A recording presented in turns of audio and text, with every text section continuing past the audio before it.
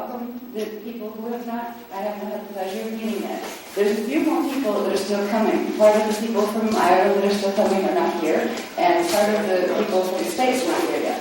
So we're trying to wait a little bit to make sure everybody's in the room. I think there's up to like 30 people coming from the States, and they're somewhere on transit, and there are some people still left coming from the Ireland group. One of the things that I'd like to point out is I was made aware today that at 6:30 the restaurant on premises closes. Now we had dinner break scheduled for 6:30 to 7 to 8 o'clock. That means everybody's going to have to scatter and go running to try to find places to eat that are not on premises. What I think we'll do to make it easier for the people who would like to stay to have dinner, we'll simply break about 5. The program it's a very ancient program of core template healing. Now, this program has not been available on the planet for a very long time because there are frequencies of energy that were not available on the planet for a very long time, until January 1st, 2000. This program was given to us in February of 2000 in order that we begin to learn or relearn how to use these special frequencies that are now available. What we're going to do before I get into, because once I get on the roll, I don't stop talking, which is good when you learn things, but it can be distracting if we have other things to do. We have manuals for this course. They come with this program. There's a lot of people from the States who already have your manuals, but you will get another one with this program because it's part of the program to be entitled to one. There are 211 pages of the Kathara manual. It's very intensive. The information in the Kathara manual we will move through in the time we're together over the next couple of days. And we'll move through it at a rate where you will learn what's most important. By the end of that time, you would know what it means to be able to be a Kathara healing facilitator, and you would know how to do the procedures. But there's a lot of detail that's in the manual. That's why you're getting the manual. It would take me 3 weeks to cover a lot of the detail that's in the manual. So you will have the summarization of that information in a practical way, where you'll be able to use the information when you leave here. You will know enough of how to run the practice. You will be able to do a practice session with Kathara healing if you want to. But if you want to learn more, there is the manual. And we are selling the manual in the States now, aside from the workshops, which is new. So there are people that are going into it without even attempting to take the workshop. It's better to take the workshop because we will be getting some hands-on experience with the energy work we're doing, and it gets you will learn more quickly. The feeling of running the energies involved. So this is an energy healing program. When we talk about energy healing, it's not in what I sometimes refer to as a fluffy-headed way, which means not real intellectual. It's like, there's energy in the universe, and we throw that around. That's fine if you're going to be an entry-level healing facilitator in any form. There's people that do Reiki. There's a lot of other healing systems out there. When we talk about energy, we're going to show you what energy we're talking about. We're going to explain to you the structure of energy that you're using. This is based on a 15-dimensional system. You will find out what a dimension is. You will find out what currents run in that 15-dimensional system and how they run through the body. You learn something about what's called triadic phase currents, which is if you are going to be a true and genuine energy healer, and not just somebody who says, I have energy and I'm going to heal with it, where you're going to be like an energy doctor, where you will know what currents to run for what conditions. You will know the difference between currents. These are some of the things that you will learn in the Kathara healing program that are very different from any of the other healing programs out there. Most healing programs do not explain to you, first of all, what your anatomy is, your subtle energy anatomy. You have a 15-dimensional anatomy. And if you don't know what its parts are, you're not going to know how to run energy through those parts in order to get the best effect. So you'll learn about your 15-dimensional anatomy. You'll learn about the dimensional structure. And that's what we'll cover first, the context of healing. If we're going to use energy healing as a means to improve our life and the lives of others, it's very, very useful to understand what you're using. If you're an artist and you're going to make a painting, you don't know the names of colors, and you don't know anything about mixing the colors, you're not going to get mastery of the results that you would like if you had studied how to mix paints. So this is learning how to mix energy, learning what the structure is, learning where energy comes from, which takes us into bigger issues. It takes us into more cosmic issues of where does energy come from? Where does our consciousness come from? Is there a structure, or what's called a primal order, to the way energy and consciousness are structured in manifest form?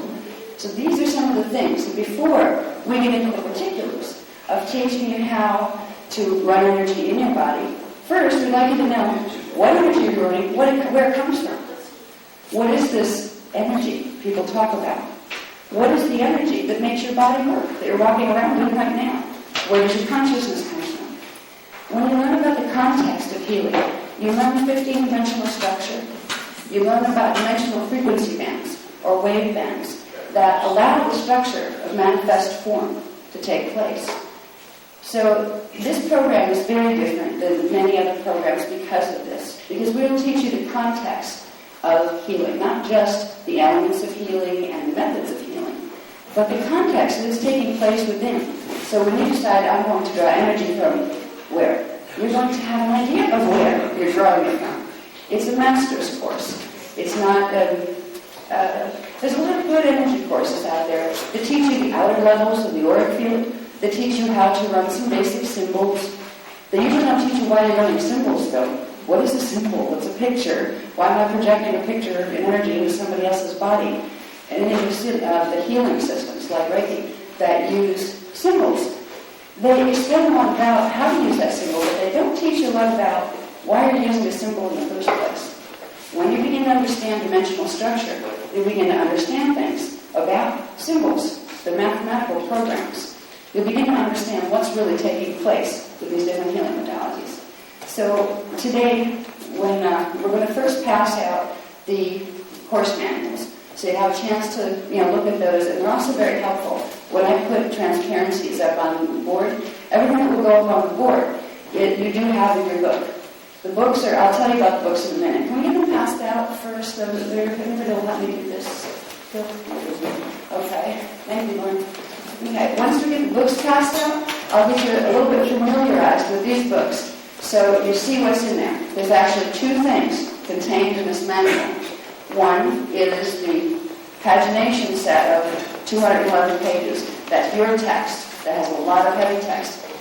Interwoven with this, you will find another set of pages that are paginated. They have two sets of pages, one at top, one at bottom. These will be the ones that appear up on the board. That will be, if you choose to be a teacher, an instructor of Kathara. The second set of pages will tell you what pages to take out of your manual to make transparencies of, to put up, so you have your program. So if you want to teach it, you have it sequenced already. So this manual contains both of those things. Now, let's see, if we, and I believe, excuse me, Graham, did we get the contents page put in them? Yeah, Michael's just going to put the holes in the punch holes. So later on today, we'll have the new index and the shorts, the hurry. Okay, good. All right. Yeah. Now, in the original manuals that have been around since February of 2000, because the workload that we have been under bringing through a whole bunch of different programs, not just Kathara, we hadn't even had a full index put in here, or a table of contents, where it was like, you kind of hit or miss, go ahead and find your pages to the 211. It was very difficult to locate things. We have the new table of contents page. So this will be coming, they're getting holes punched in them now, and they're going to bring them back today. So you'll get these to put in the front of your binders, so it'll be very easy to find the different elements of what's contained in your manual. Now, let's see. Okay. If you look on page 1 in your manuals, that's right after the opening cover page.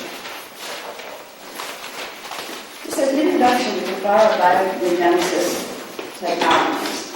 Now, there's a word that most people have never heard before, bioregenesis. What does that mean? Well, bio comes from biology, and regenesis comes from the concept of regeneration, or bringing back to its original creation, regenesis. Bioregenesis is a word that's used to describe certain technologies that go back into the core template that your body matter manifests on. And going into that template, bringing it back to its original order. Some people refer to that original order as the divine blueprint.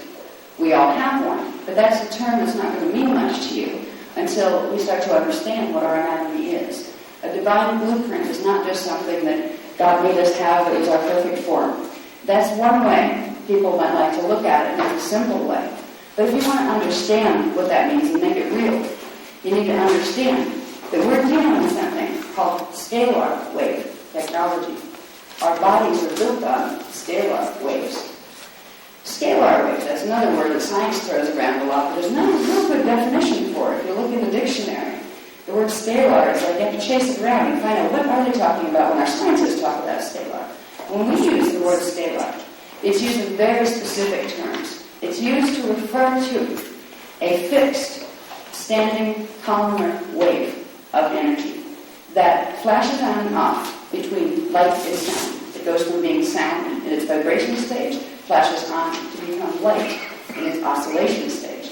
In the program that's being taught here, there are some differences that are still being argued about in quantum physics, where right now it's common in traditional science to use the word vibration and oscillations to basically mean the same thing. They do not mean the same thing. In fact, they're diametrically opposed to each other. Vibration is the process of holding energy in. Oscillation is the process of energy expenditure. They're contraction and expansion of energy. And when we're getting into energy healing, it's important to understand these differences. I know in the New Age movement, there's a lot of things, a lot of people are, we have to raise our frequency, we have to raise our vibration. They don't realize those two statements put together are contradicting each other. To raise frequency, you need to lower vibration and raise oscillation. So there's a lot of things that if you don't understand the core template structure, what is this context of healing? What is dimensional structure? If you don't understand that structure, you're not going to know the difference. Why it's not accurate to say, I'm going to raise my frequency and raise my vibration. All right? With a course like this, it gives you a level of empowerment that's different from simply teaching you how to pick up a paintbrush and make a painting. It teaches you enough theory where you can make intelligent decisions, not just see what comes out when you're making the painting. The painting in this case is called a healing application. There's also a lot of things that aren't spoken about in the Kathara manual itself that by learning these things are implied. Kathara healing means light, sound, and one. Ka, light. Tha, sound. Ra, one. That's where that word comes from. It's an ancient word that refers to the light and sound and the wholeness of anything in creation. The manifestation templates of creation. When we get into that, it's a pretty lofty concept. It's taking us into a domain that's not simply about our body and our energy and how it works in our body. It's taking us into the universal structure, into cosmic order, which inevitably takes us into a question of what, who, what, where is God? What is our relationship to God? Is there a God? Because right now in our societies, you pick 5 people and they get 5 different answers to the question of whether there is a God or whether there isn't, and who it is and what it wants from you. All right? There's no real understanding anymore of our personal relationship to that. Obviously there somewhere, but who knows what it is, thing, being, called source. When we get into Kathara healing, we will face the realities of science, dimensional structure, the natural laws of energy that allow creation to take place. But they will inevitably take us to a point of asking who does that creation in the first place. So it's a paradigm of understanding healing and understanding yourself in a way that's much larger than a lot of the things you'll find out there in other healing systems. We're not afraid to tackle the concept of is there a God, what is God, and what does it have to do with Kathara healing. We need to understand, first of all, if we're drawing energy currents, that those currents are directly part of that. See, I explain. I use the word being, I use the word concept sometimes as far as describing God. I don't say he, because we don't teach you that it's a man in the sky with a white beard waiting for you to cross over. There is a presence, and whatever your religious beliefs are, that's okay. They're honored and respected, by Azurite Temple and paragraphs we teach. But we do try to explain one thing. There is consciousness, and consciousness is intelligent. There was consciousness before there was form. Form actually manifests within consciousness. When you take all of the form and all of the consciousness and the entire cosmos, you have what a lot of people call God. And it is intelligent. It is an energy and it is an identity. But it's much broader than the small concepts of a he-God or a she-God that you might get taught in regular religious belief systems. Once upon a time, and this isn't a fairy tale, once upon a time, in our societies, in parts of our history, that were part of this planet's history, there were civilizations of humans that knew amazing things. We would consider them amazing from our perspective here.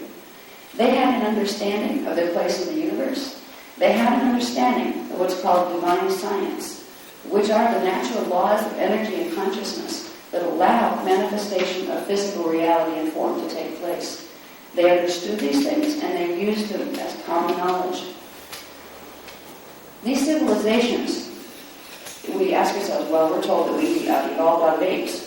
They're still fighting. Our scientists to their communities are fighting about where did we come from? Were we, related to apes or chimpanzees? It's actually chimpanzees we seem to have a little genetic similarity to. But it's all guesswork. They find a few, sets of bones buried, and they do DNA testing, and they seem to have something to do with what our genome is. And there's a big leap in assumption made right there that means we must have come out of primate evolution.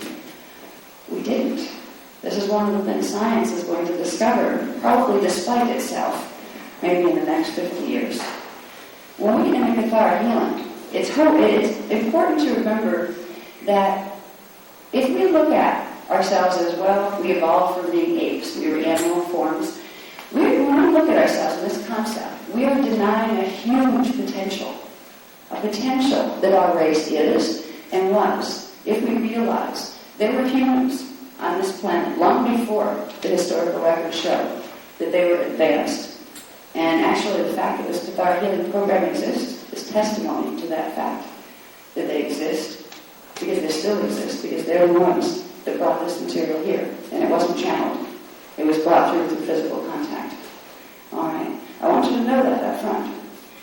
The people that I talk about, the ancient ones that were humans, that they were quite tall, actually, they're about 12 feet tall, because their genomes were more fully activated than ours are. They had 144 chromosomes activated. Right now we have 46, our scientists tell us. These beings, these people, were our ancient relatives. But you will learn, as you go into the Kathara healing more fully, you will learn about something called time, and you will learn that time is simultaneous. Quantum physics is just beginning to play with this concept. We're doing more than playing with it. We're treating it as a simple law of the way reality is, because time is simultaneous. What does that mean? And what does it mean in relation to ancient races? And what does it mean in relation to healing? It's a key element in understanding those things. If time is simultaneous, and it's laid out more like space, if you imagine that you could have a map of time, just like you could have a map of the world, and say, oh, that's this place and that's this place. Oh, that's this time and that's this time. And just like there's ways to move between space, the same thing applies to time.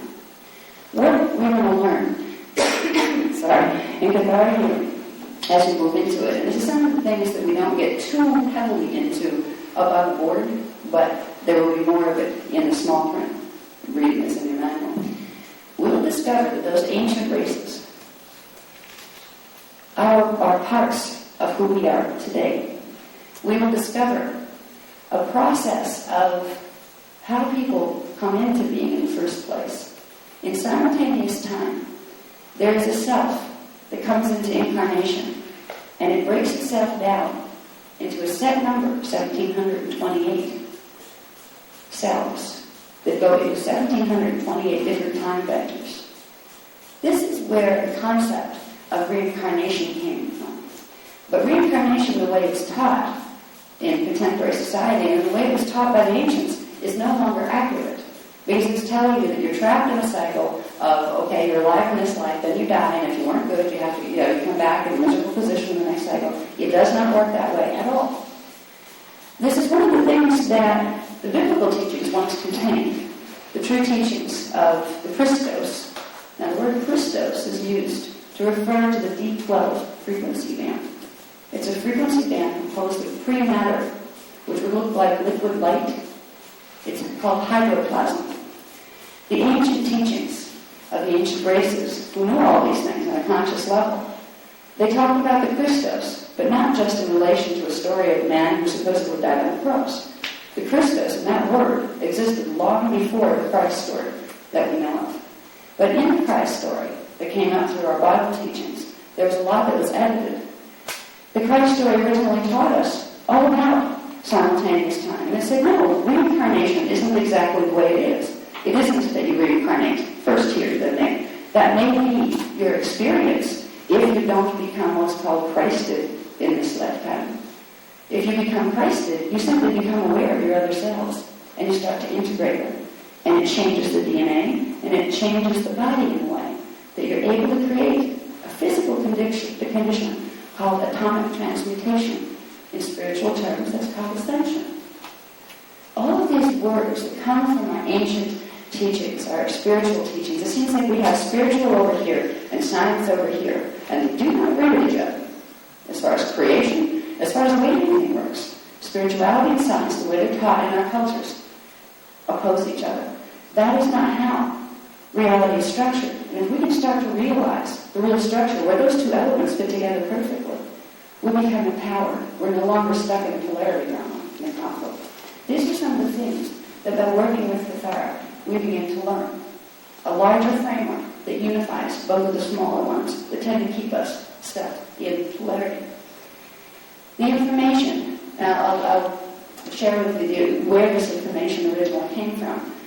The erasers I talked about of the ancient times, which means they're in time vectors of Earth's evolution that will be considered past compared to this one, but they're in another space compared to this one. They have also evolved in a reality system that's called Inner Earth. Now, when we get into the next workshop, and I think most of you are taking that. Are most of you taking the roundtable workshop as well? Is there anybody that's not? Okay, not doing the roundtable soon? Okay. Because in the roundtable one, I will show you what I mean when I say Inner Earth. All right? I'll show you maps as far as what that means in relation to this world. It's not a place you will find by digging. All right? But it is a reality field. It's just as physical and just as real as here. This program emerged from contact with beings from the inner earth. They're humans. They're humans that evolved from the ancient races that had to go subterranean because of certain conditions that were taking place on the planet. What's one of the amazing rude awakenings for most people is, you mean we're not alone here? We just look out that we're alone on this planet. We're the superior race on this planet. And it's a real relief to find out we're not. Because there's so much we don't know. We're connected to races that exist in what's called inner earth, and we're connected to the races of the ancients because of the simultaneous time reality. We are able to interact with them. You could see one of them physically. They could come to visit you, and you could go to visit them if you knew how to master your DNA. Because your DNA is your key to controlling something. I'm throwing a lot out at you it's almost like baiting your intellect. We'll plug these in as we go along. But by working with your DNA, you learn to control something called angular rotation of particle spin. Angular rotation of particle spin is the axis that the particles in your body rotate on.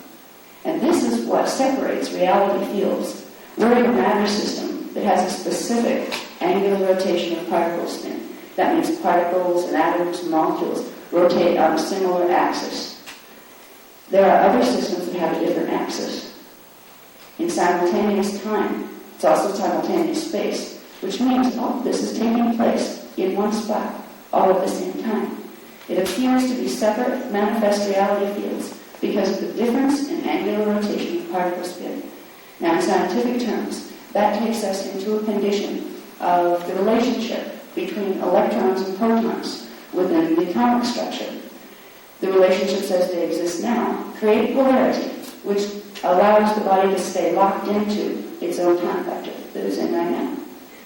When you change the relationships, the electromagnetic relationships between electrons and protons. Now, protons are in the nucleus of the cell, and electrons orbit around it. And the electrons, I believe, are positively charged. No, they're negatively charged, and the protons are positive. Is that right? Anyway, when you change these relationships, you change the polarity between electrons and protons. This allows protons and electrons to bond with their antiparticles. Because when we get into learning about the context of healing and dimensional structure, we'll find every particle implies an antiparticle. That's just the nature of the structure. When you bond in the body, in the atomic structure, particle and antiparticle, certain chemical reactions take place within the body that allow temporary demanifestation of the physical form. That doesn't just go poof. What it does is the angular rotation of particle spin between the particle and the antiparticle merge, and they become the same angular rotation of particle spin, which temporarily takes the body matter into a state of hydroplasm, which is that D12, dimension 12, pre-matter liquid light that I mentioned before. When a person or a being has control over what the DNA is doing, not just control over your DNA, your genetic movement, you have the ability to choose what angular rotation of particle spin you're going to use today. That means you have the ability to move into other space-time vectors physically. Right now, we can't do this, and there's a very specific reason why we can't do this. Right now, our DNA is not functioning the way it was in the ancient times when our race was 12 feet tall, and we could do things like have conscious control over the gene code. There has been damage done to the human genome that was not intended. God didn't intend it, and neither did humans. It was a misfortune of political history. Now, we won't get into the political history in this class, because this is a Kathara Healing class. We could go on for 6 weeks on history. We have a lot of the new history coming out soon in a new book. It's called the Forbidden Testaments of Revelation, but we won't get into that right now. When we start to use Kathara, now I'm going to take it, I just kind of brought you out into a space of, wow, all this weird stuff I'm talking about. I like to talk to you about the weird stuff, because first of all, it gets you out of you come into a workshop, well, okay, I think it's about healing, so that means this. I just gave you about 20 other things to add to the list of how does that fit into any of this. This is good, because it stimulates your mind to want to grow. To say, okay, well, I'm either going to have to say, this one was nuts, or maybe there's something to learn here. And most people are nice people and say, all right, let's check it out and see what there is to learn. I wanted to give you some of the information that's more than just about healing. Now, I don't do this with every class, with every group of people. It depends on how, when I walk into the room, how they feel. The feeling of the consciousness of the people when I walk into a room. Some groups cannot handle some of the information I just said to you. And I say it in a way that's just like matter of fact, because in my world it is. I have met these people and I have experienced with a lot of help temporarily overriding certain distortions in the gene code. I have been able to go into those other reality fields I talk about. I'm not making things up. I'm not using channeled information to tell you about what might be able to happen. I speak to you things I know that I've experienced. Now, things I have full control over. I can't make a portal appear and shift my angular rotation of particles, spin and pop through. Not yet. But I know it's potentiality. Because with assistance, which means frequency assistance, I have been able to experience that on several occasions. And it's awesome. Your whole world changes when you realize you have these potentials as a human being. And you start to realize that, I'm not the descendant of an ape. I'm not the descendant of a chimpanzee. Whatever the descendant of. There's a whole world view that goes with understanding the simple things that start with Kathara healing. The simple things like dimensional structure, multidimensional structure.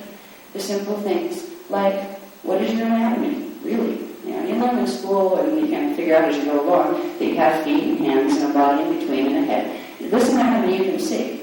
This anatomy you become familiar with and you learn how to master. From the time you're an infant you grow, you progressively learn how to handle your body. But because we don't see right now the subtle anatomy levels to our body, there's a whole level of our anatomy, the largest part of it, that we don't learn how to do anything with. It goes on autopilot. It can be influenced by things that can harm it. It will, in turn, harm the body that we don't know about. So when we get into Kathara healing, we're going to go into the core. We're going to learn something that's called a Kathara grid, which is a light sound grid. That is the core template. It has 12 points on it. I'll get into the diagrams to show you this in a bit. But it's a core template of manifestation. When you're dealing with other healing modalities out there, we have allopathic medicine, which is, that's like, allopathic medicine can save lives when it's lucky, and a lot of times it can help, but at the same time it's causing other harm. It makes the body deteriorate faster. It fixed one thing, but it broke something else without realizing it. This is the limitation of allopathic medicine, because allopathic medicine looks at just the outside.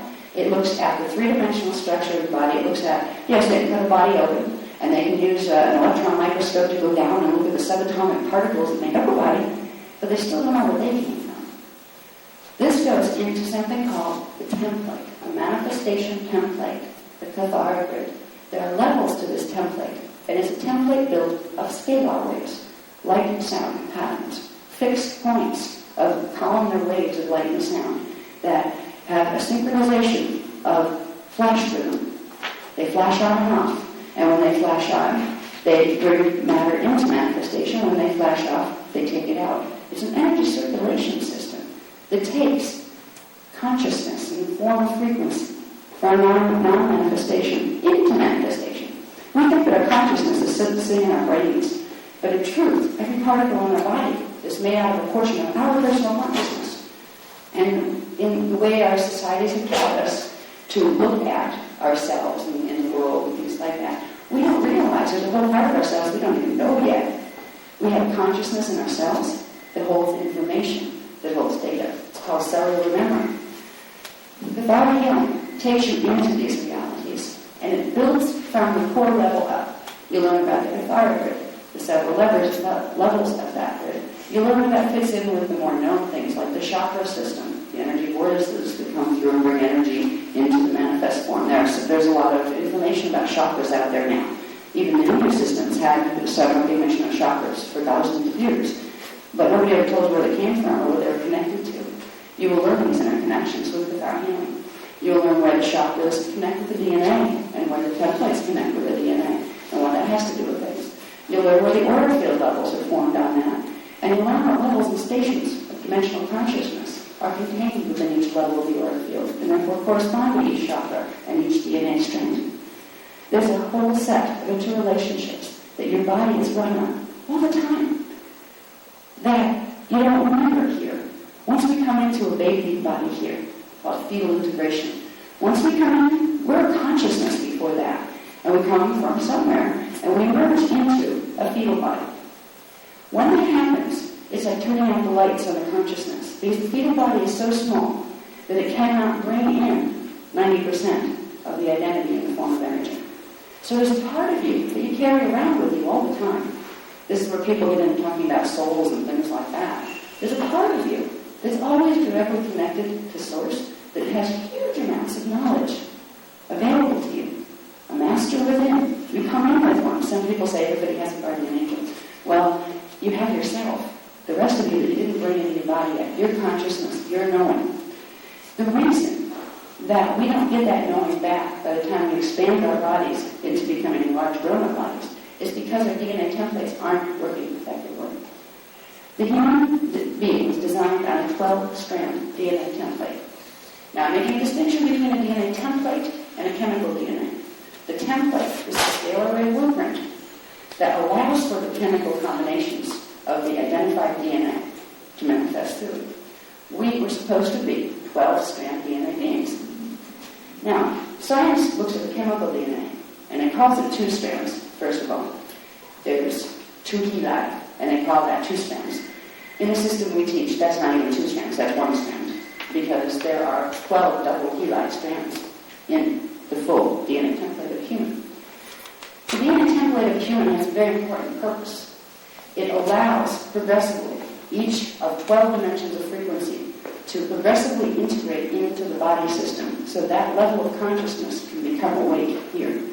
And you can get the rest of it into your body. Because of certain mutations that our genes carry right now, that gets cut off.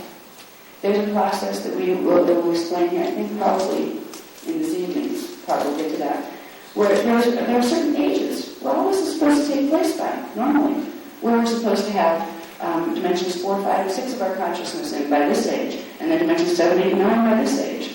Now dimensions 4, 5, 6 of your consciousness are what we refer to as the soul body, the soul consciousness. 7, 8, and 9, dimensions 7, 8, and 9 are the oversoul consciousness. And then 10, 11, and 12 are the avatar consciousness, or the Christos consciousness. There is a very systematic divine order to how all of this work, consciousness and biology, where progressively the body would expand and bring to you the rest of your consciousness so you could wake up in your body and come and finish what you came here to do. Because we all started out as consciousness. We all, in order to come into manifestation, had to emerge from some place, which we call the primal light and sound fields, and then slowly move down into manifestation through levels of matter density. Now the levels of matter density go directly with the dimensional scale that we're going to learn about first. I won't go too much more into that direction with you because I'll probably lose you unless I start showing. Some of you are familiar with the diagrams and things already, but those who aren't, I'm going to start putting the diagrams up on the board so we can go through the basics of Kathara healing. So you can find out about the context of healing, which means what are dimensions? What is the basic cosmic order that all this healing is taking place within? Once you learn this, then we'll learn the anatomy, the elements of healing. The Kathara manual is structured in a way where the chapters are broken down and cover that. In chapter 1, we have the context of healing. It's the structure of a unified field and a multidimensional anatomy and form in general. So before you can understand your form and what its parts are and how it comes to be, it helps to understand how form itself comes into being. All right? Let's see, chapter 1, yeah. So these are some of the things that we're going to cover in chapter 1. And I'm going to try to cover chapter 1 today. Between this afternoon, we'll break at 5 to 6:30 for dinner so people can go to the local dinner. They will come back from 6:30 probably until 10. We'll take a break in there so you're not overwhelmed. Like a small, short break. Now, in that period of time, I want to be able to move through the information that's contained in this book that deals with the holographic template. This is where we get into the concept that reality is actually a holographic projection. Now, holograms emerge by the certain interrelationships of light beams bouncing off each other, refracting through each other. It creates an image. We're going to start to learn about what we're all walking around in matter. There's a whole process of perception that's taking place subconsciously, where you become aware that the only form of anything that exists is pure energy. It's a unified field of energy. But we can experience what is a holographic projection of matter that is very solid when you're walking around in it because of dimensional structure. Dimensions are something that we will learn about. We'll learn the structure of dimensions because it is a very specific structure. When you look up the word dimension in a standard dictionary, at least in America, it's another one of those like scalar wave, very vague concept. It's used more as a quality to describe certain other things than as an ism all by itself, than as a noun. When we talk about dimensions, we're not using it as a word that explains certain attributes of another noun, like the dimension of consciousness. You can use it that way. But when we talk about structure of dimensions, we're talking about very specific ordered systems of energy that exist and that are part of the natural laws and function and structure of how the universe works.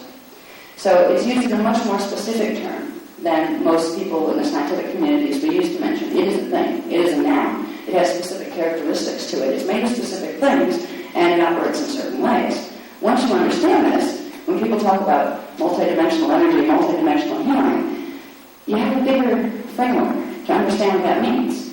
You also have the ability to start saying, okay, dimensions are specific things. We're in something called a time matrix, which we'll see this diagram of, that allows for space-time experience to happen. And that time matrix has a primal order, or mathematical geometrical formula upon which its energy particles are built. That creates a set of 15 dimensions. So there's infinite dimensions in the universe, but they run in sets of 15. And that is a standard natural law of physics that our scientists don't know yet here. We'll learn simply the 15-dimensional structure. And what's nice about the way we learn it, we don't have to go through 3 dictionaries where there's scientific jargon to get there. Because you can get heavily caught up in quantum mechanics and all those kind of things, and use the words that physicists use that are usually very, very long and sometimes created on purpose to confuse rather than to enlighten. There is a way to understand what seems to be hard stuff. And most people don't want to be physicists. I mean, they happen to be, have that, there's a certain intellectual spark that really gets into detail. If we want to be a physicist to know this. Most people couldn't be bothered. I just want to get through my day. I have a few things I'd like to do. And, I'd like to learn about healing, but I don't want to be a physicist. I don't have the time to invest in that. You don't have to become a physicist to use Kathara healing. But you will begin to understand basic structures of things that the physicists, if they stop arguing about it because we don't use the same words, they start to see that when we use this word, it means this in your language, which we're trying to begin to show the science community. They have a huge framework to apply all that sophisticated knowledge to. Meanwhile, you, as an individual person, whatever level of education you have or don't have, you still have the ability to understand the core structure of how manifestation occurs. This gives you the ability to learn empowerment. You can learn to have power over your physical body in a way that you can create healing within it. You can start to understand your connection to the universe and to Source, and you don't need a priest, a rabbi, a Buddhist person, anybody to do it for you. This is an independent course that teaches you that you have the power within you to understand these things. If you understand about dimensional structure, you will give yourself the gift of being able to know how to run frequency consciously, which means you will be able to choose what frequency when you're trying to heal something. If you don't know anything about frequency, you can run energy. You don't know what the heck you're running. What's happening in the New Age movement, unfortunately, a lot right now, is there's a lot of healing systems out there using energy, subtle energy. You can feel the energy when you start to play with those systems and build it. But they do not teach you anything about, okay, if we're in dimensions 1, 2, and 3 here, there's a 3-dimensional system. One might be in D4 or higher, or even if it exists. There are influences in some of the mid-dimensional structures that are very dangerous. And right now, people that are running healing energy that don't know how to seal their fields or clear their fields and keep them aligned are actually transmitting things that can be harmful to themselves and to other people because they don't know dimensional structure. And they don't know how to simply hold the integrity of their own biofield within that structure. So as you learn about the structure of dimensions, you will learn that there are parts of you need to kind of pay attention to, like basic hygiene, keep your dimensional anatomy free from being influenced by things that would be harmful forces, because they are there. Excuse me. We don't spend a lot of time in Kathara healing on those forces. In fact, most times in Kathara healing, if it wasn't a group that I felt you could deal with me throwing some of the more intensive stuff at you, most people don't even get the earlier information on where this came from. I don't talk about the ancient races until like level 2. But I felt that with you guys, I wanted to bring that out. I felt you could handle it, and your minds are open enough to want to explore what that might mean, rather than just reject the whole program because it says something that you believe couldn't be. Yeah. All right. So there's going to be some things interwoven into this teaching of Kathara 1 that wouldn't be in a real beginners level class with people coming in fully cold. And there's a few right here that I think are coming in fully cold, but there's a consciousness that you carry that you can be a quick study. You can pick up fast. That's all that's needed. People that are coming from real judgmental spaces, when you're in a judgmental space, you have a block that comes down, like a big black curtain. Comes down over your mind and over your heart. And somebody can explain something to you a million times, but as long as you hold that curtain there, none of the light's going to come through. When I deal with an audience that's coming from that space, which is a real, very tight space of focus, where they're very certain they know everything about the way the universe works, so nobody's going to tell me any different. There's a whole different approach to take to this. You're not like that, and I'm glad. That means we can all learn fast. And every time I go into a workshop like this, it's wonderful because we learn together. I have information that I share with you, and you share with me as well. There's a consciousness that each of you brings to this room, And there's a collective of consciousness that you are, as the collective of people in this room, that I learn from as well. So it's a mutual learning. I don't put myself up as a guru that, there was me, that kind of thing. No. I put myself up as a person who knows certain things because I've had rather unique experiences this lifetime. I have them on purpose. I have them because I have a soul contract. I have them, which means before I was born, I came in to play the role that I play now as a teacher. But this is not a program where you're going to be taught to put your power anywhere else but in your own hands. You're not going to be taught to follow the guru. You're not going to be taught to surrender your mind or your pocketbooks or anyone else to some authority figure outside yourself. You're going to be taught to find it within you. And if I can do that, help you to get there with it, we can start to, there's a growth spurt that comes with integrating this level of material. All of a sudden, you rediscover part of yourself that you forgot. I have the Kathara, I have this anatomy that I can use now. There's an excitement about the growth that if you will let the belief systems that you come in with grow and expand with it, you can go to amazing places. I've been very grateful for the information that has been given to us with the Kathara manual and several other programs. It's been challenging some because it's so different from what you're taught in school, from what you're taught in church. You just don't get Kathara healing in these places. And it gives a paradigm that's very self-coherent. It explains itself within itself. It's not contradictory in any way, no matter how detailed it gets. All those details in Kathara healing are very coherent with each other. But what it does is challenge all belief systems. It challenges the limitations of science, the paradigms that are out there now, and it challenges some limitations of religion and spirituality that are out there. That's why it can be a little unnerving for some people when they first encounter some of the things I talk about freely. I'm not here to challenge you. I'm here to simply share with you. I want you to know that. So if there's things in this program, like when we get into talking about the structure of dimensions and the inevitable connection that has to consciousness and what that might mean in relation to source, I want you to know I'm not challenging any beliefs that you already hold. I come in with a huge amount of respect for wherever you are, and I'm not trying to convince you or change you from being wherever that is. Just realize that there's a let's grow together feeling about this rather than me imposing belief system on you, because I won't do that to you. That's not the way to teach anybody anything anyway. Now, when we get into the structure of dimensions, part of phasing, here's where it gets scientific. Part of we talk about the units, the primal units, the substance, out of which all of the other things are created. Okay, we have a template. It's made of scalar waves. Well, what are scalar waves made of? And you always trace it back to something it's made out of, right? If it's a thing that can be identified as a quantitative form, is a scalar wave. Okay, that means it's made of something, right? You're going to learn what the primal units, the building blocks of matter are. And there are three things. They're called part of chi, part of k, and part of chi.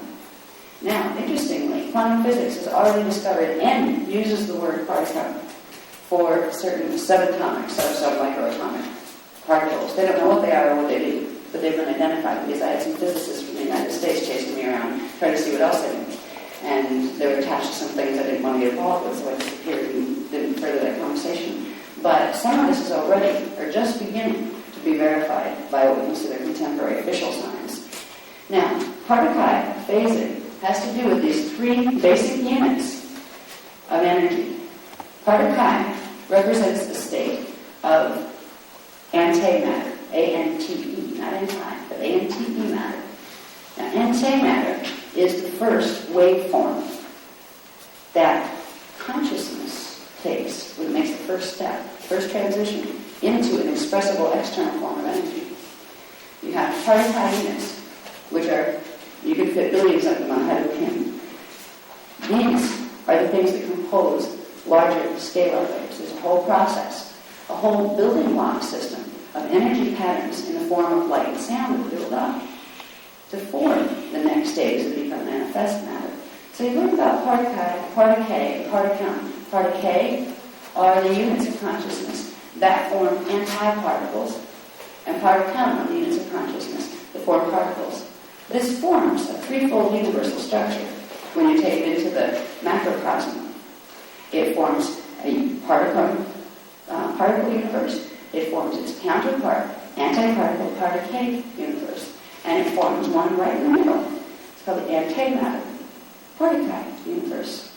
There's a whole interaction of energy that constantly takes place within the structure of dimensions. And later, when we get into some of the more advanced forms of Kathara healing, in fact, there's a little bit added to these manuals this time. You're going to get the intro to Kathara 2 at the end of this manual, which will get into something called Merkaba mechanics, Merkaba fields, counter-rotating spirals of electromagnetic energy, interdimensional electromagnetic energy. When we learn basic structure, it's going to take us up to the point where we start to understand the advanced levels of the energy systems in our body that get into Merkaba.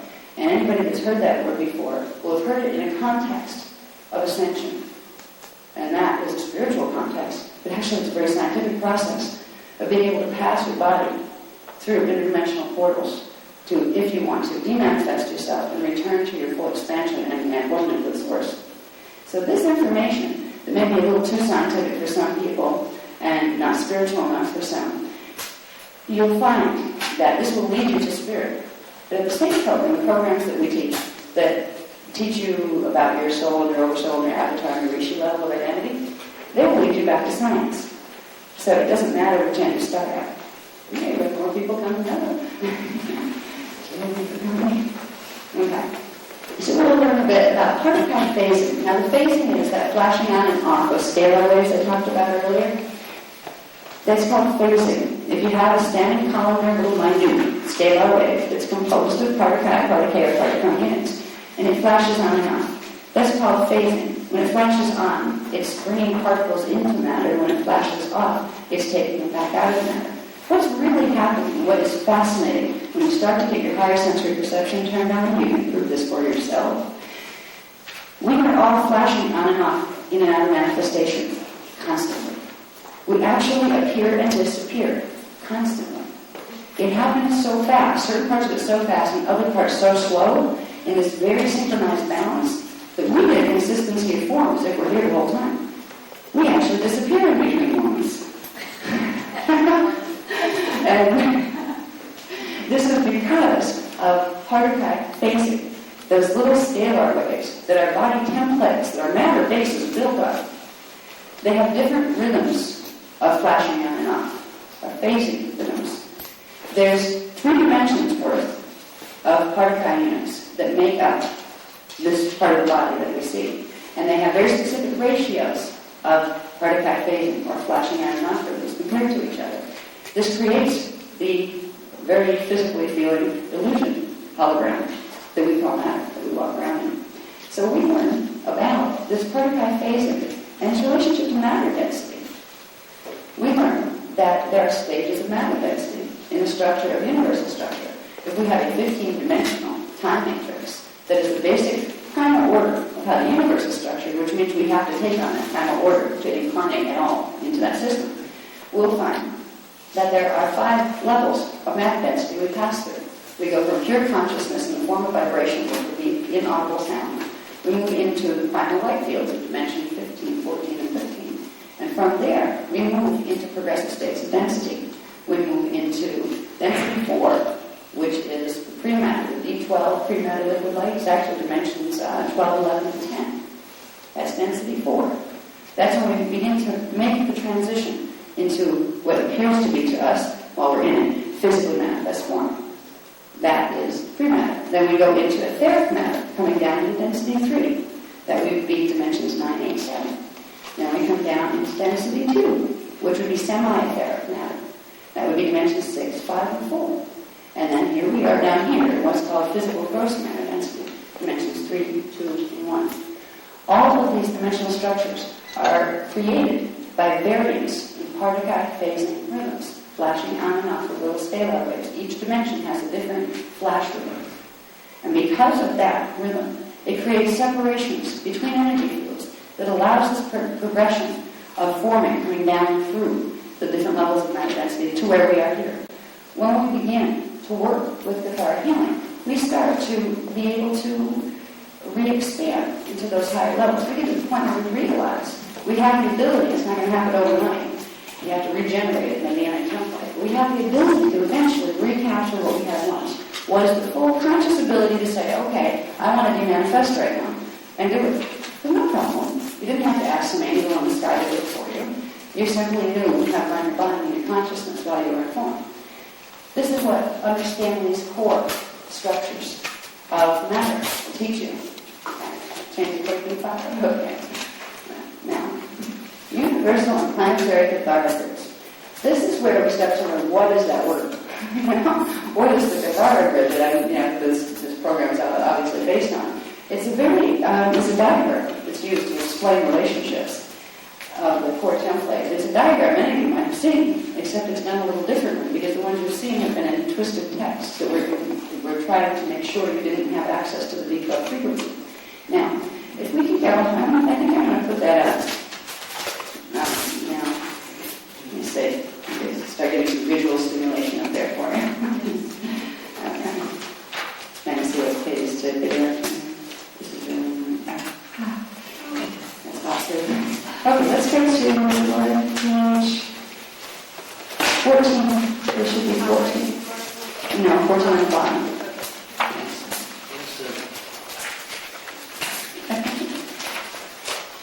Okay, that's 37. Yeah, 14 on the bottom. There you go. Okay. But I was just talking about, when we just took off, put that aside so people put it back on, okay? Thanks. When I was talking about heart attack, and heart attack, this is what I was talking about. It was on page 14 in your books. They explain what they are. You have those basic three units. It starts out as a particle and it polarizes to form the partitron and the particle. Matter, the matter and the antimatter come out of the antimatter.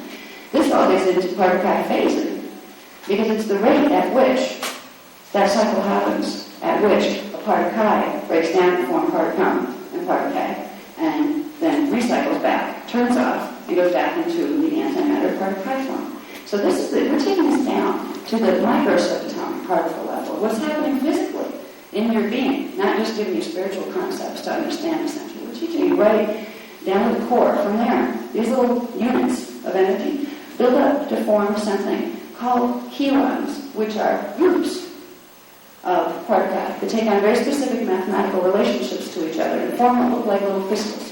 If you could see them, and when you can see them with when you get your higher vision turned on, they look like little tiny crystals of different shapes. Those crystals fill out to form kilon codes, which are more complex groupings of energy units with specific mathematical relationships to each other. And then you start to form grids. You end up with particle grids.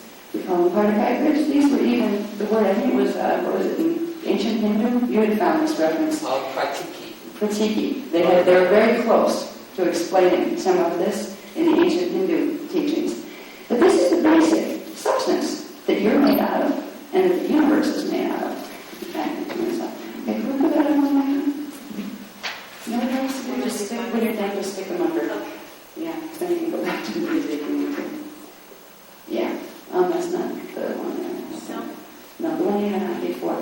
Let me see what page that was. The first page, it was like the chapter. Yeah, because I want to describe a little bit more about these things. Okay. Now, so we're going to get into Kathara grids. I'll show you this in a minute. As soon as we have to change the tape in a second. So I won't get that out yet. It's called the 12-tree grid. Kathara 12-tree grid. This is that diagram that has appeared in the Kabbalah in fragmented form that was only considered the higher Rabbani could have any access to this information. Because any of this information was suppressed to all heck for the last 25,000 years on this planet. The people that are taking the roundtables, of course, will find out why. But you don't need to even know why, just to realize for 25,000 years, this information has been purposely and intentionally kept away from us because it empowered us to reestablish our personal connection on Source, to understand our biology, and to set ourselves and our planet free. All right? We have Kathara 12-tree grid inside of our body, but the universe itself is structured on them. So before we learn about the one in our body, in this section, the context of healing, we're going to learn about the ones that runs through the 15-dimensional structure that forms this universe. Because that, on a microcosmic level, is exactly what we have inside. The small things in this universe hold the same core pattern as the whole universe does in itself. The macrocosm and the microcosm are reflections of each other on a core level. All right, so we're going to learn about the Kathara grids and what's called Kathara centers and lines. This gets very interesting because when we learn about them in the body, which is, okay, you want to cut for a second, you've got to change the tape.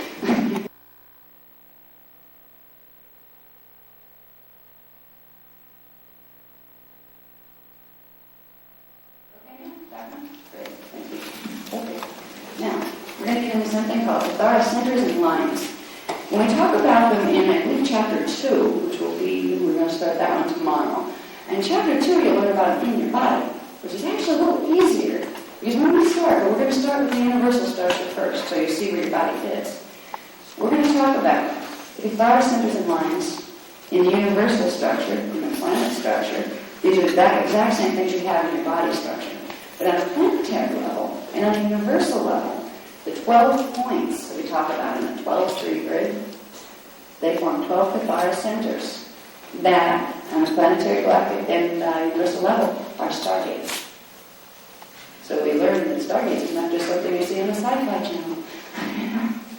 There are real interrelationships of energy that happen in very key points in the planetary body, in the galactic body, in the universal body, or in the human body. We didn't call them stargates when we talk about them in the side body, we simply call them Kathara centers. And I'll show you where they're located when we get to the body part. So we'll talk about the Kathara centers and lines, which are the lines that connect them.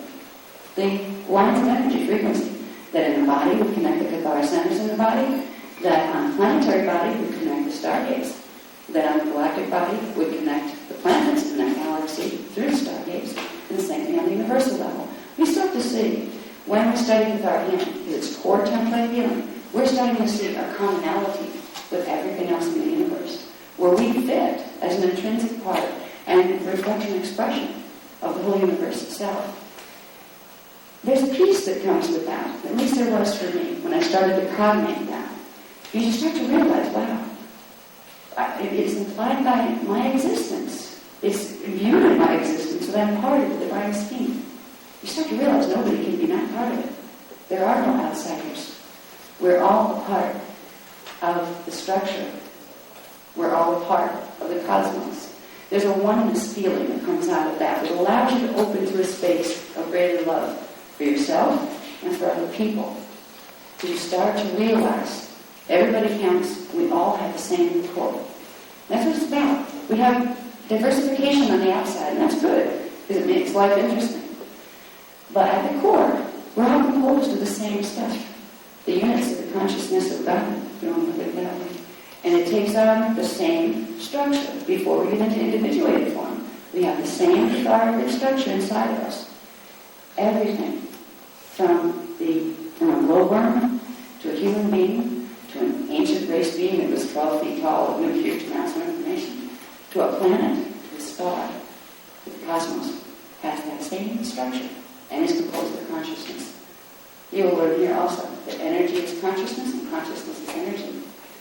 That means what science identifies as energy is like this stuff, right? It's just energy. They do not assign to it a consciousness attribute in the traditional sciences. This is an erroneous assumption that it is just some kind of dead energy or byproduct of something that can be used to make things happen, as if your consciousness is something separate from that. All energy is consciousness in a way characteristic of the form that it carries. And because all forms have at their core the Kathara template, we all have the same core consciousness. So there's a relationship to the universe that out of understanding the structures here, you will find, and you will be able to begin to embrace and play with within yourself. We'll get into something called scalar shields, crystal seals, and dyadic points.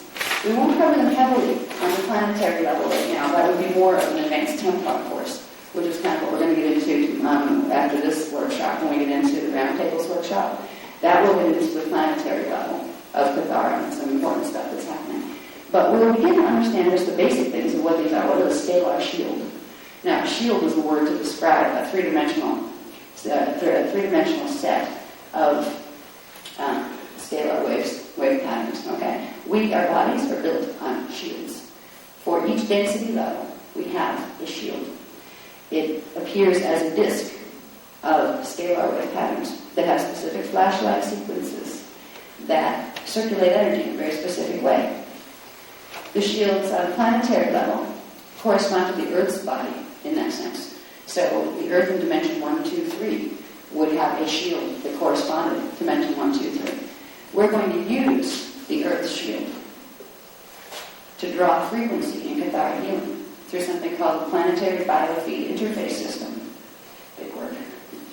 What it is the fact that at the template level, your inner template can connect to the planet's inner template to draw frequency from the unified field. Because where does the planet get its energy from? It actually gets the energy in its core template from the unified field of the dimensions around it and from the galactic level and the cosmic level. And when we get all the way back up to, okay, where's the final level? You have the primal sound fields, then you come into the time matrix and you have the primal light fields. These are the creation currents that everything manifests on. You have an ability to tap into those primal creation currents more than the small amounts that run through your body right now by opening the connections between your body's template and the template of the planetary shields. So we learn a little bit about what planetary shields are, so you know when we talk about opening to them, you have an idea of what they are. It's a way of getting access to the natural life force energies, the natural life force currents that come down through the dimensional structure, that are our birthright and our heritage. We're supposed to have these energies. They're supposed to keep us alive. Kathara healing begins the process of reclaiming our ability to run those frequencies. When human form was originally designed, it was actually in immortal form. It was a 12-strand pattern, which meant it could hold 12 dimensions of frequency, 12 dimensions of consciousness. Now, if dimensions 10, 11, and 12 go with the pre-matter liquid light state, that meant the human body could turn itself back into pre-matter liquid light in order to be manifest. A body that can do that can run so much frequency, it does not need to eat. The original human body was barbarian. It didn't need to draw energy from eating things that had energy in them. It simply drew energy from the air, through the planetary grids, to sustain the body. The original human body was immortal. It could last indefinitely. The original human body was much taller. It was about 12 feet tall, sometimes up to 14 feet tall. These are things that we're not going to reclaim overnight. We're functioning on anywhere between a 3 to 3.5 DNA strand activation level now. Those attributes go to the 12-strand activation level, but these are our potentials. Those potentials are made possible because of the planetary shields as being a natural part of what the planet's made out of. If your planet has a template, its shield is blocked, certain parts are damaged, or it can't pull from the galactic energy or from the universal energy, that's going to imply any life form on the planet is going to have that blockage within its own grids because you're a part of the planet, because you're connected to it. If the planet can't pull a frequency, you can't either. What has happened for the last 25,500 years on this planet is some very precious frequencies were not able to be accessed here. And our bodies have deteriorated horribly. Our race is degenerating itself to death. We die now, which didn't happen. 25,000 years ago it did. The big adjustment where we started to die instead of to be immortal and just transmute happened about 216 years ago. This is, again, Templar stuff that we'll talk about in the planetary grids roundtable course. But it's important to understand that if we learn about things like scalar shields on the planetary level, this isn't something that's just little fluff knows that you don't need to know anything about.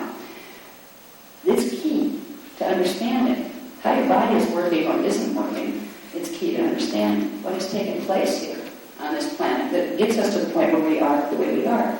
Right now, it's probably good that we don't remember our other simultaneous selves in these other time vectors, right? And we talk about simultaneous time. So the other selves of you that exist in the pre-ancient cultures where you might have been 12 feet tall and you didn't know how to demanifest. It's a good thing you don't remember right now, because if you did, you would feel a pain and a longing so horrid, and almost an indignity, just indignant, because you remembered what your potential is, and when you have, then you realize something could change that and took it away. Right now, our bodies are about 2/3 more dense than they were ever intended to be. There's specific reasons. It's called the checkerboard mutation that we'll get into in the Rainbow Roundtable class. It was done on purpose here. When we begin to understand the scalar shields, things called crystal seals, which are points of frequency that anchor other frequencies in the body. They're part of the anatomy of the planet body and part of your anatomy. Diagonal points are little tiny vortices that feed energy back and forth within your body, within the planetary body, within the galactic body, the universal body. When you start to understand all these things, you start to get a picture of energy interrelationships. And you start to see where you fit. That's why we do context of healing first. Where once you get the context, the bigger picture, then you can see where you, as a smaller unit in that bigger picture, fit. It gives you an advantage in any type of healing modality. But you won't just learn healing with this program. You'll learn an orientation to looking at the relationships of things in the universe in a much broader way than what you're being taught by the traditional paradigms that are out there. We're learning a bit about the universal and internal Templar complexes. Templar is a word that came out of two words. Temple, pillar. Temple was referring to the body. Pillar was referring to the pillar or standing wave of universal life force currents that, when the body is functioning properly, come through the body to continually and perpetually energize it. The planet has a Templar. That's the energy system that progressively and continually process energy through the Stargate system, which is the planetary grid. The galaxy has one, the universe has one, the time matrix that we're in has one. We have one, Templar complex. So when I use the word Templar, I'm referring to those core energy systems that the body and matter space runs on down here. We get the word Templar a lot of times, if at all, in association with a group called the Knights Templar, which was an ancient order that today kind of expressed themselves as the Freemasons, that were on a conquest to get control over this Templar. They knew about the Stargates and they were trying to get control of them to make sure they could use them in a way that wasn't really a part of the divine plan that was here. So when I use the word Templar, I'm going far beyond any association with the particular Knights Templar group. They're considered an Illuminati group, which means a group that has been trying to work, a small group of elite people trying to control and exploit the masters in order to have more power for themselves. There's a lot of them out there, so it's not just them. But I didn't want you to be confused about the word Templar and how it's being used. They took that word in the ancient times, Templar. That was their conquest. They were going to try to take control over its Templar, its Stargate system. So the universe had the word Templar first. Or the ancient ones, the ancient races that were 12 feet tall that knew all this knowledge. That was their word. And it was hijacked to have a negative association. I don't want you to think that this word is coming from anything to do with the Knights Templar, because it is not. Now, we'll get into those, and we'll get into the transduction sequence and how that creates holographic reality. Holographic reality construction. Now, a hologram is basically structured. The transduction sequence is the sequence by which energy, there's one chart in here that we'll look at, to show you just how energy passes from the state of units of consciousness, part A, part B, part 1, down through this series of forms and interrelationships, mathematical, geometrical interrelationships, into what eventually becomes physical matter. Once you understand this context, then you're ready to start finding out about your body parts and how they connect to it. Because this is what gets exciting. We start to realize you have internal Templar complex. There are points right on your body that you can learn to do things with that will help to increase the life force currents you can bring into your body. They will help you to heal. They will help you to activate dormant DNA, which will help you to bring in higher levels of consciousness that you're told in this society you don't have. There are so many things that you can learn to do with this information. And you have a part of yourself already that knows how to. If you can imagine yourself as a being that's really made of 12 dimensions, huge consciousness, you're Christ being, right? You have that Christos, pre-matter, 12 dimensions of consciousness and knowledge. You can have that implied by your existence. However, you came into a tiny little package that shut out all the 3 dimensions of your awareness of yourself. When you begin to work with the Kathara grid to heal, bioregenesis, to regenerate the original template so you can bring the rest of you in, the potentials are endless. It's exciting. And that's why I like to share this information with people, because there's an excitement about it. There's a part of each of us that is grand and great and wonderful that doesn't need an ego to try to make it feel better. And the only reason people get egotistical and arrogant is because at the core they feel so darn useless and pathetic. That's where egotism comes from. A race that feels it has no purpose, was created for nothing, evolved out of animals, and once it's dead, it's gone. What kind of purpose, what kind of feeling of significance is that race going to have? It needs to develop an ego, there's one, to make itself feel like it's worth breathing when it gets up in the morning. There's a whole paradigm that has nothing to do with the way reality is. The fact that you exist implies that you have purpose and meaning. You were, you existed before, you entered the manifest form, and you will continue to exist after. Once you realize these things, and you realize there are keys to the kingdom, your inner kingdom, and that is the kingdoms of heaven that have been talked about in the Bible, and those kind of things they're talking about. The higher density universes that were composed of higher frequency dimensions. They put it in very kind of flowery and vague terms to keep people kind of wondering about, is it real, what is it? These things are potentials that belong to each one of us. They're our heritage. We can get them back when we start knowing the keys to the kingdom. The keys of knowing how energy works and how to use our body parts. If we don't know we have a Kathara grid, that there's a couple distortions in it. Those distortions are keeping us locked in the three-dimensional perception. If we don't know that, we're never going to look for that distortion and fix it, are we? We're going to just accept the fact that we're a limited race that has no purpose, that's living in a three-dimensional world, and once we die, we're gone. It's our choice, what we want to believe. I always, when I'm confronted with, well, that could be true, or that could be true, I kind of look at it, no, what if I believe this? Follow that in. If that were true, what outcome would this give me? And then I look at the other one. Okay, let's say that were true. What outcome would this give me? If you look at the traditional paradigms that are being taught here, that don't teach you these things, that just teach you you're a lowly life form, and you look at the potentials of what we're trying to teach you here, about the stuff you already have, you just forgot as part of you. Look at the potentials of how you could change. Your world could change. Your power, your ability to hold power and knowledge would change, which means your ability to interact with the world and create what you want in the world would change. Healing is not just the body. Healing is of the mind and it's of the soul, where we reclaim our ability to have our power and to use it well in loving and kind ways. But to where all of a sudden there's a lot more to life than death and taxes, where you find that there are ways, there are things that you can create in your life in a way that you like much more powerful than you could ever do before, because you're not limited like you were. Quite like you were by money, by a system, whatever system it happens to be that you're in. Kathara gives you a framework to understand a long-forgotten characteristic of the human form.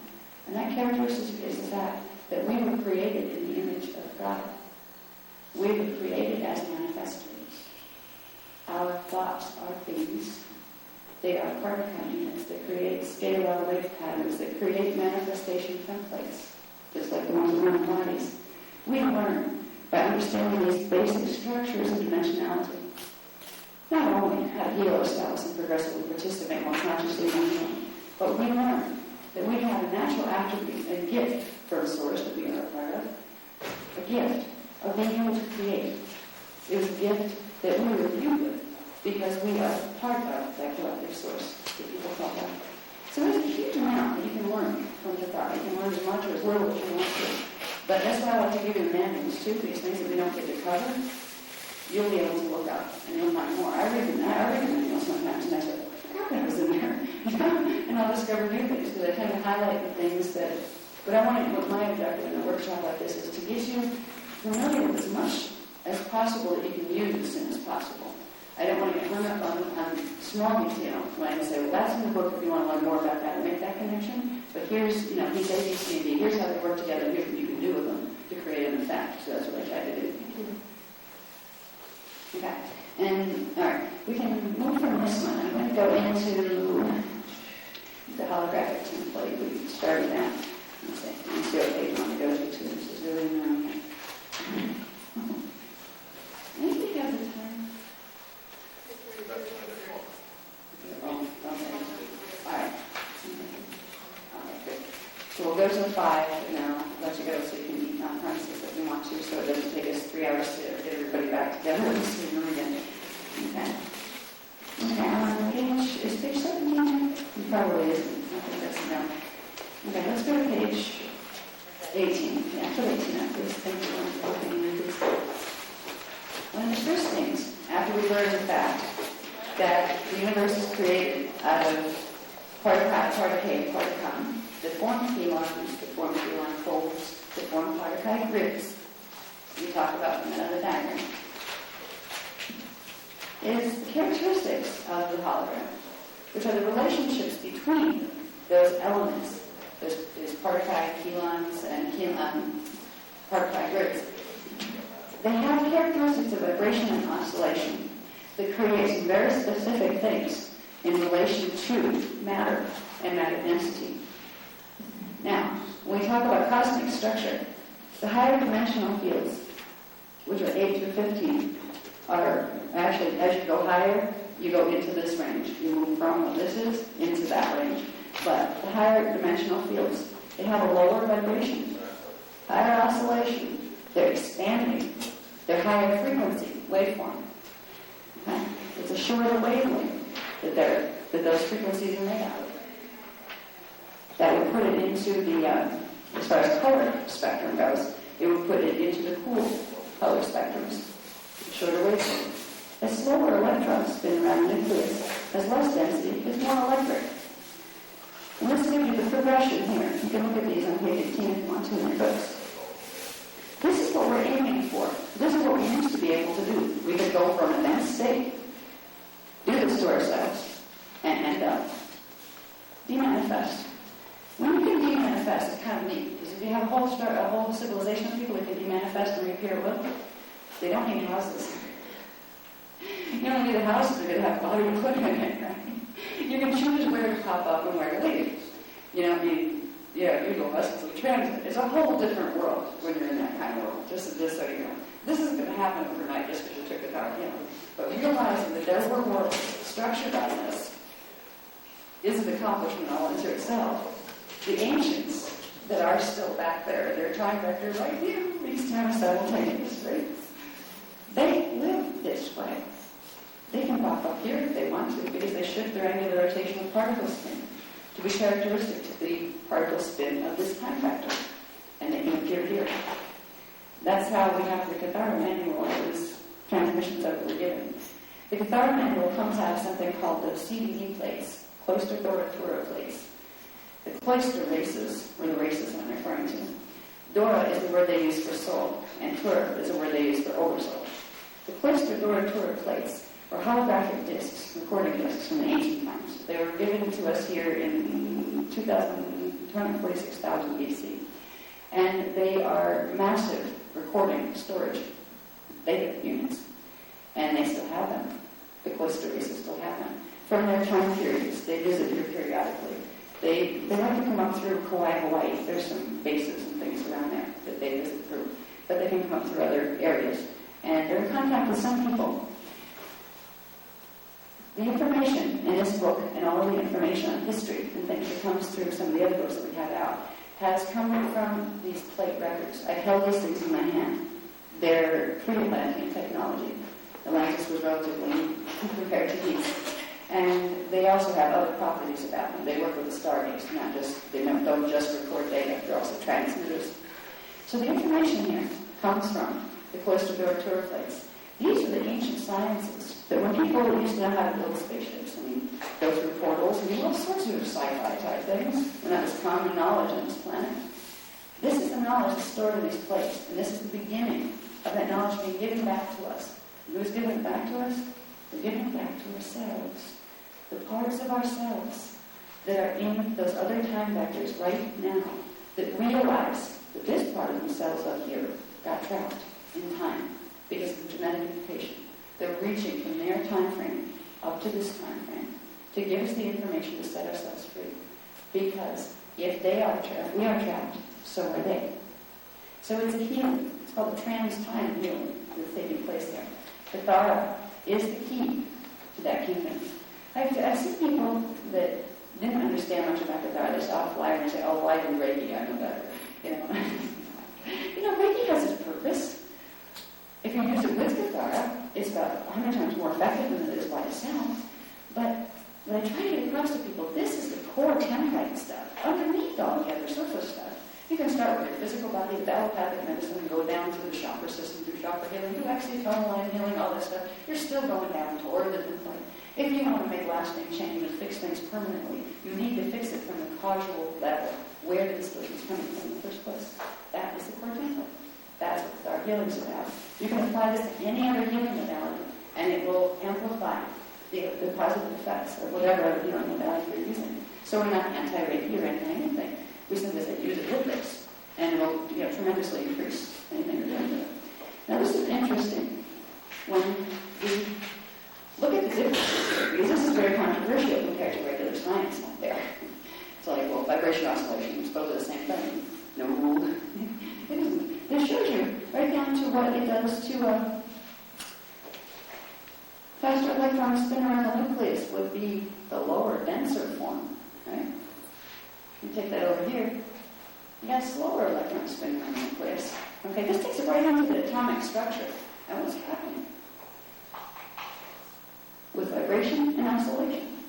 When you are working with Kathara healing, what you will progressively do is raise the frequency of the body. Because if you look at that chart, if you have higher frequency, raise the frequency, that means you're doing that stuff over on that side, right? That means you are de-densifying the body. You are lowering its vibration. You are raising its oscillation. You are expanding rather than contracting it. You are making it go into its form. Will be composed of its little scalar waves. Remember those scalar standing waves? They'll be shorter and shorter and shorter. The wavelength will be shorter. So you're making physical changes in your core template when you work with Kathara. Let's see, we can go on to the next one, I think, which is okay. We go to page 22, please. That should be the big brown or oval shaped one. Now, I talked about 15-dimensional time matrix. Now, here's a diagram that will show you the basic spatial relationships of this. Now, this isn't, you're not going to like drive a spaceship out into the universe and find us floating in the sky. And this is your core template. It doesn't work that way. Okay. What this diagram does is shows you the relationships between dimensional structure. So you can begin to have an operating ability to interact with those dimensions in specific ways, because there are specific relationships between them. Now, we're actually in this. This is why we won't go up there and find it hanging in space. We exist within it. If we look here, we have, first of all, this outer ring all the way around. These are 3 levels of the non-dimensionalized energy matrix within which the time matrix resides. Now, 2 new words, time matrix and energy matrix. Time matrix is the dimensionalized structure. It has dimensions 1 through 15. That is the space or the frequencies within which manifestation can take place. All right. Beyond that are non-manifest fields of simple vibration of energy and consciousness. Those fields are called the energy matrix. They do not have dimensionalization. They are not structured in the same way as dimensions are structured. They exist as primal sound fields. That's what is known as the primal sound fields. Now, in some biblical translations, they say, in the beginning was the word, the sound, the vibration. They were trying to explain in very simple terms how one comes from being a part of Source, or God, into externalized expression. But it's funny, because you're not really like God's here and you looked over there. It doesn't work that way. That's not how we come into being. If you look at God as the totality and unquantifiable force of consciousness within which all things exist, you would have God, right? As the big thing with no boundaries, grab that. Then you would have 6 of these. 4 primal light, primal sound, vibration fields. The next level would be up here. Dimensions 15, 14, and 13. They represent the primal light fields. They're called the Ki-Rashe. The primal light fields, we go from source into first stage of manifestation, which would be primal sound, into primal light. From there, now that's just a waveform, it would be a gaseous light substance. We move into density from there. We come into dimensions 12, 11, and 10. Now this is that's known as the Christos field. It's the pre-matter, hydroplasmic liquid light field that is the first stage of consciousness as gaseous form, coming into a form that can hold density. And that first form is common to every one of us, and it's pre-matter. And that looks like, if we were to see it, pale silver liquid light. That's what it looks like if we were to see it. And we can see it when we use the high vision. It's called hydroplasm. That's one of the ancient words for, well, the translation of the ancient language into a word that has anything to do with the way we use language here. It would be considered hydroplasmic. Now, the primal light fields are considered thermoplasmic. Thermo, related to heat. Okay? So hydro, related to water. These are telling you something about the density levels of those fields. Now, this is the whole structure. We live within this structure, and so does everything else in the universe. All our space up there that scientists see when they look at the telescopes and send their little Voyagers out to see what's up there. They're all taking place within this structure. They're not going to find it floating. Now, if we come into the Christos level, or the pre-matter liquid light level, this is where we begin to take on differentiation of form. This is where different galaxies become different from each other, where different species become different from each other. And that difference comes in a very interesting way. We always have the same Kathara template, 12 primary points of frequency that correspond to the 12 dimensions of manifest matter. We all have that core. But from there, those things we talked about before, Poincare units and kilons, they start to take on different mathematical relationships built on that core. That's where we get individuation, and we get differentiation between species and manifest forms, or we'd always be the same form. Right. That only happens as we move our consciousness from source down through these fields into here. Now we get into dimensions 9, 8, and 7. This field here represents the etheric matter density. That's etheric matter is like, you know how you see ghost movies on TV? And ghosts are like these two-dimensional images that they look like the person, but you can put your hand through them. That's what etheric matter density would look like if you were to see it. And some ranges that are completely out of our range of perception right now, because our DNA isn't working as fast as it should, so our